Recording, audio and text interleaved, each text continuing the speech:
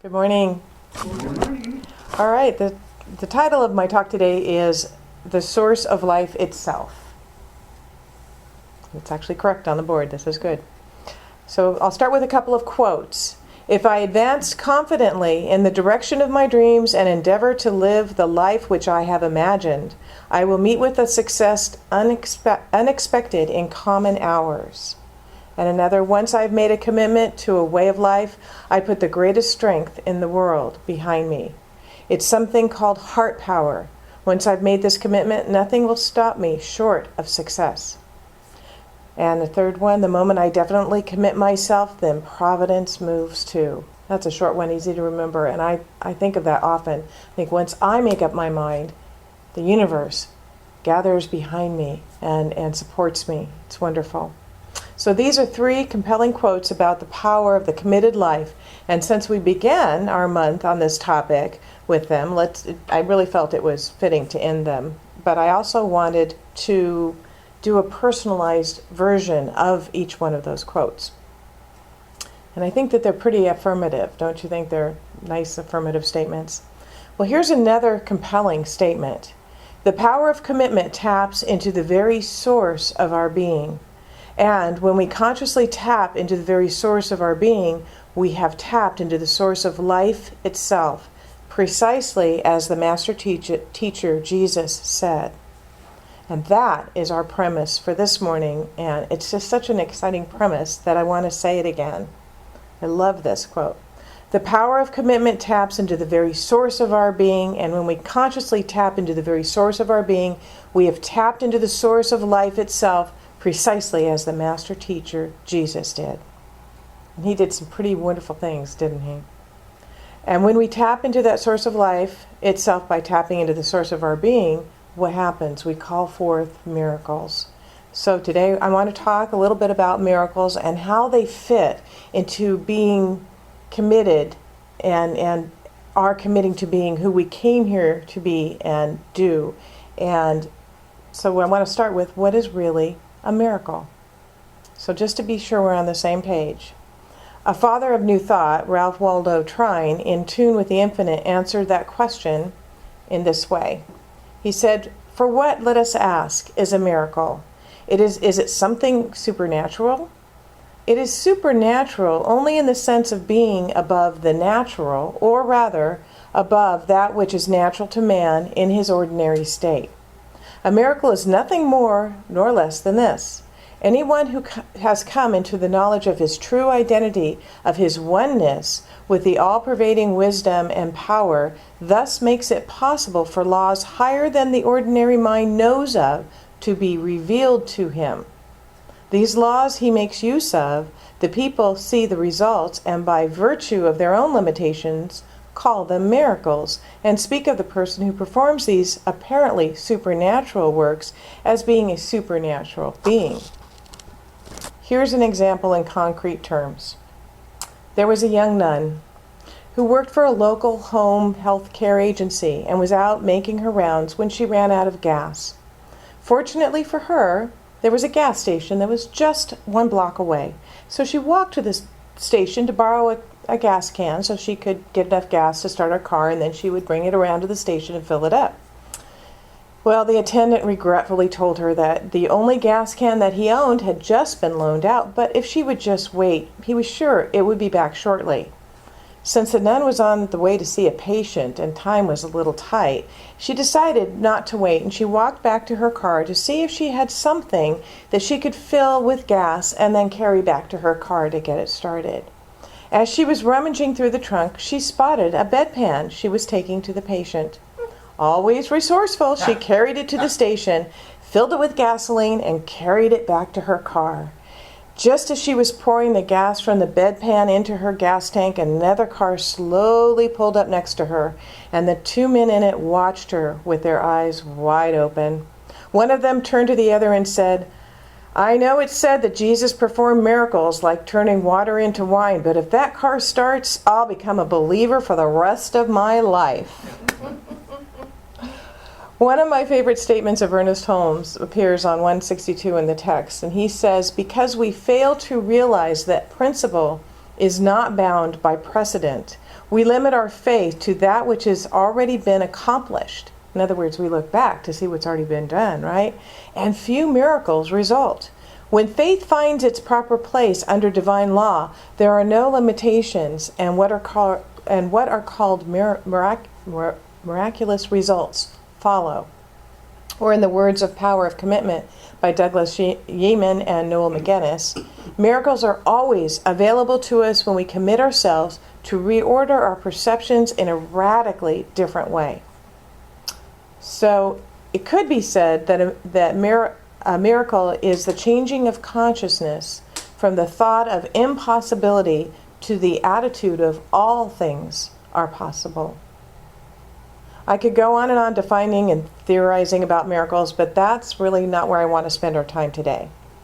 I want us to spend our time today together this morning catching the joy and exuberance and excitement where we stand in miracles by giving a few examples. One from science, one from our church, and one from me. So here's the scientific evidence of a miracle.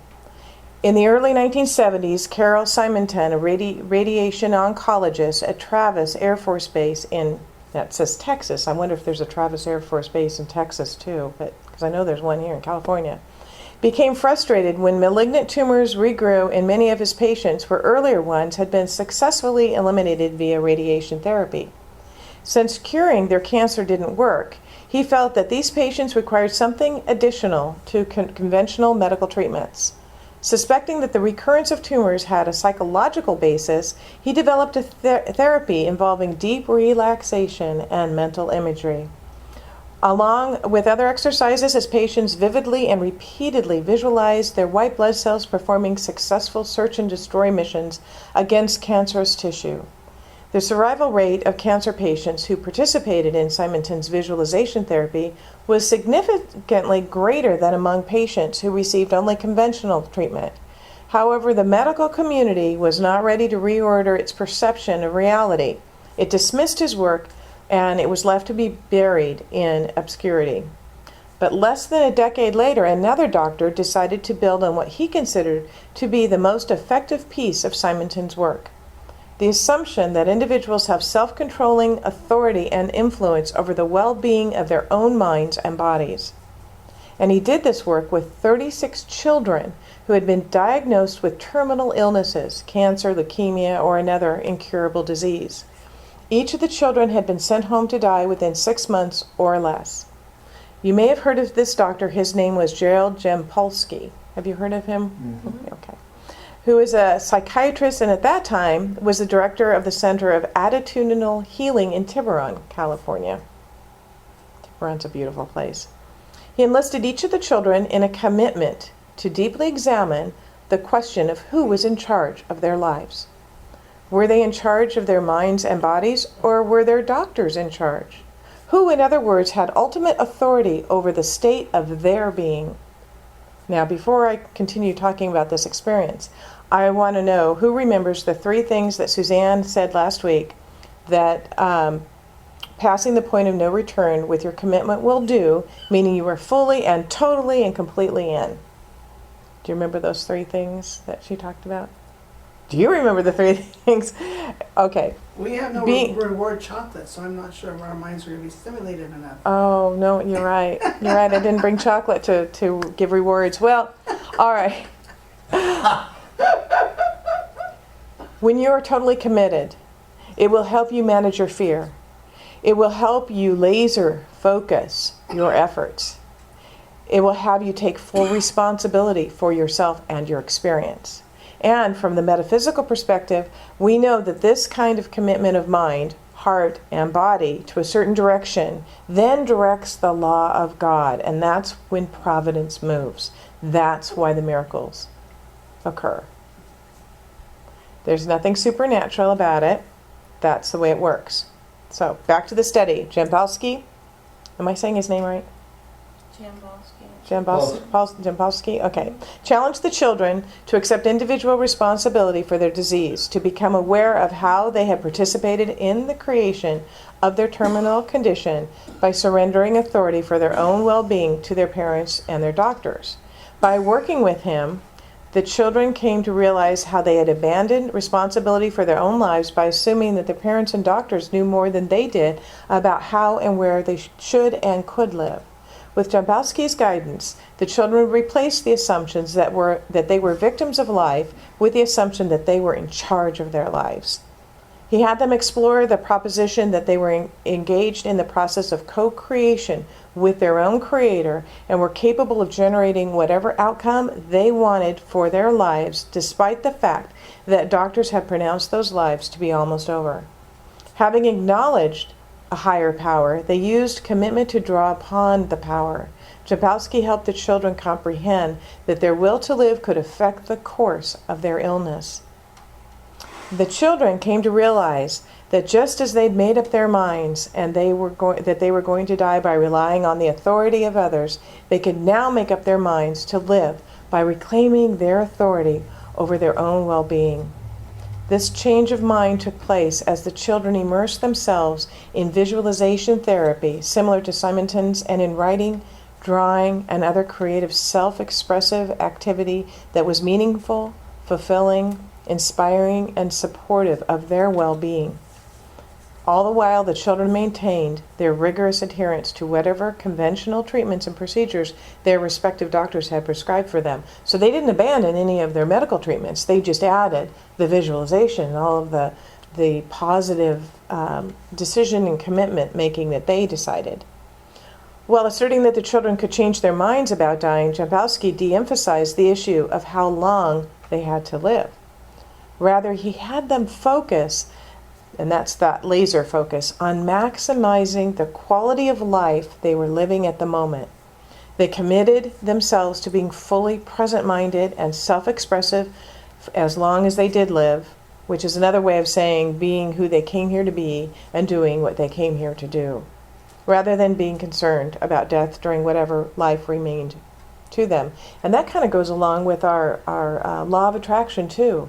Whatever you're focusing on, you're attracting more of into your life. So they were focusing on life, however it appeared to them. Jampolsky's overall emphasis was on life enhancement, not life extension. The lives of those 36 terminally ill children became so enhanced that they forgot about dying, and every one of them lived. The miracle of the study isn't so much that those children lived, although that's pretty darn powerful. It was an effect. The true miracle was the cause of this result. The children reclaimed responsibility for their own lives and were laser focused on living. And that study is still available to be read. It's an interesting study. This study, it's found at the beginning of the book that I took for my talk, The Power of Commitment. And it goes on to say, commitment is a life-generating principle. Its power comes into play whenever we take charge of the outcome of our lives, thoughts, and actions. It is the course of miracles. Not the course in miracles, the course of miracles. Our center has also, onto our center's miracles. We've experienced a few miracles these past years, and all of you have been a part of that. We've been clear on what we wanted to do, that we wanted to be a presence in this community. We wanted to reach out, and we wanted to be able to teach these principles, and the principles of the science of mind, to celebrate the presence of spirit in all, and to create a world that works for everyone. We want everyone to know that that is a possibility. We found this space. That was a miracle. Took 2 years. Yeah, it took 2 years, knowing that it was perfect to begin our presence here in Modesto, and still it would allow us to grow.